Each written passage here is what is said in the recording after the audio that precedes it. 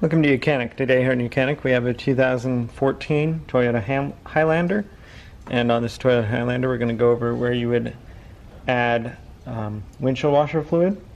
So with the hood open in the engine bay, and this is on the passenger side or right side of the vehicle, we have access to this the reservoir here, which is for your washer fluid.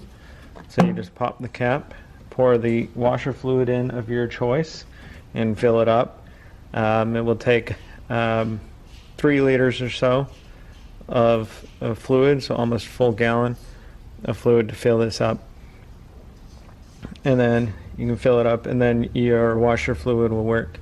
Now, if this is full, and you're not getting any washer fluid to come out to clean your windows, you'll want to look into more of whether you've got a clog or whether the motor itself has gone bad, or even just a simple fuse. But those are things that you would look at. But once you've filled this up, then you can just snap the cap back down.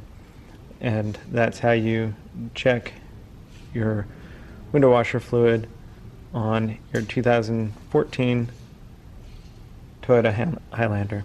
Thanks for watching YOUCANIC, where you can be the mechanic.